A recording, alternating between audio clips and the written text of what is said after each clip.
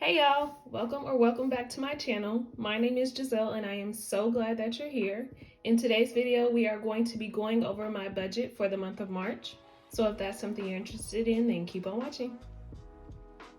So if you are new to my channel, I am a registered nurse at a hospital. So I am paid hourly, and depending on the differentials for that check, my income varies quite a bit. So I prefer to wait till I actually receive my check to go ahead and budget. So for the most part, what I budget to spend is usually what I actually spend. So someone gave me the suggestion of focusing more on month-to-month budgeting. So in this video, we'll compare my March spending to my February spending. So my paycheck was actually $5,377 for the month of March, which is not common at all. I did pick up some incentive shifts, and I was paid out some other shifts that I was owed from the previous month. So in the month of March, I was paid $3,405, which is my usual income. So that is a difference of $1,972 in additional income we were able to work with for the month of March. So I'm super grateful for that. Now to get into our fixed expenses for the month of March, I budgeted $883 for my mortgage. And in the month of February, it was $885, so pretty similar. As far as my tithes, I like to give 10% back always. It is important, no matter what your income is, to be a good steward of your finances. So that is $540. And in the month of February, that was $265, just because my income was a lot less. And as far as utilities, this month I paid my water, my internet, and my electric. So my natural gas will be due on this upcoming check, so I did not have to pay that. It's been my most expensive utility bill lately, so that was $232 this month, as compared to last month it was $395. So it was about $163 less this month.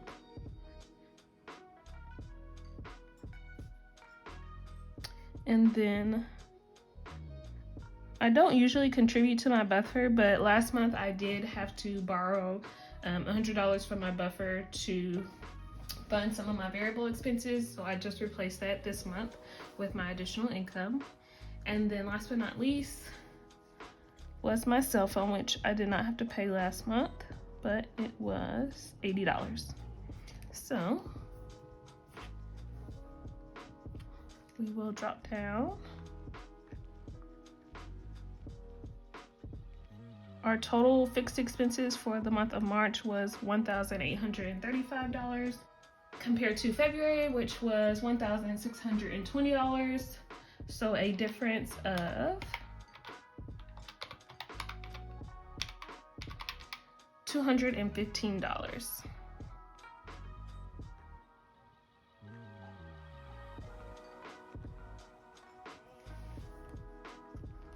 Okay, now for our variable expenses, which include food, personal, miscellaneous, and gas.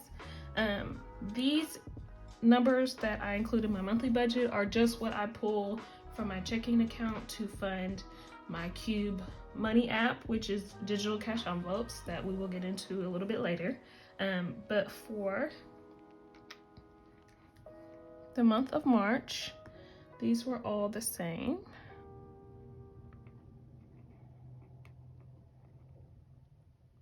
So my food is usually $250, but personal is usually $150, and I just added an extra $100 this month just because I have worked a little bit extra. And I actually use that to schedule a hair appointment that is on Wednesday, and it's so overdue. I cannot wait. And then $100 for miscellaneous is the usual amount. And then as far as my gas, I know gas is going up, but I just add to it as needed. I don't really drive a lot. My job is down the street, so I just add whenever my tank gets a little low. So we budgeted $50 for the month of March. And compared to my February spending, I budgeted $290 in food, $190 in personal, $100 in miscellaneous, and we did not budget anything in gas for the month of February just because it was cold. We weren't driving much, so that is that. So our total variable expenses for the month of March is $650.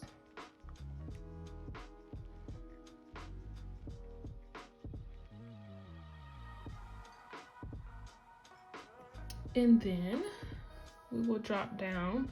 Once our fixed expenses are paid and our variable expenses are paid, we can move on to our savings and debt. So in February, I was only able to budget $700, but for the month of March, we were able to put $2,450 to savings. And then for our 100 envelope challenge, which funds my sinking funds that include car, gifts, health, home, and travel, we put $339 towards those this month. I budgeted $555 in the month of February for my sinking funds, so we're about $200 less this month, but I really wanted to focus on putting more towards savings to fund my Roth, so that is that. And then for my debt, we were able to put just a couple dollars extra, so $105. So with the extra $2, we were able to put $2,894 towards our savings, our sinking funds, and our debt. So that will put us over a total of $2. It's not a big deal. Like I always say, putting more to savings and debt is never a bad thing. So these are our totals for the month of March. Now we will grab our iPad and look in our Qube Money app to see our totals for our digital cash envelopes. So starting with food, we had a rollover of $60 and we added $250.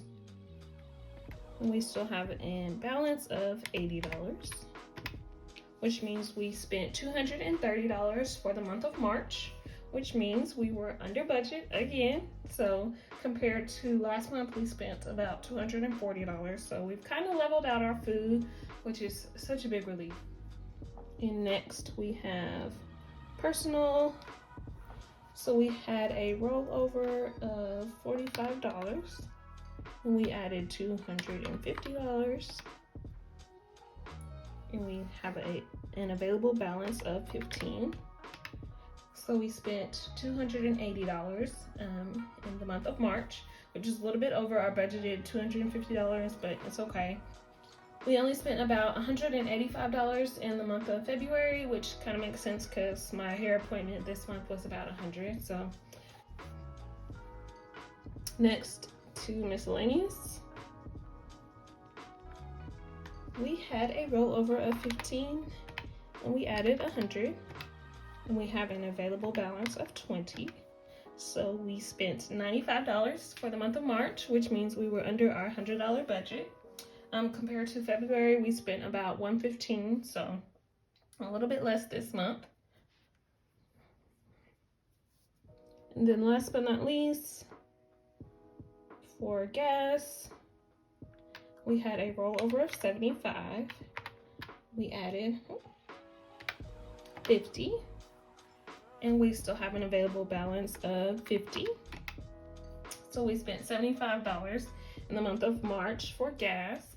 So those are all of our totals for the month of March. I really hope you enjoyed this video. If you have any questions, please leave them down below. Otherwise, I'll see you in the next video. Bye.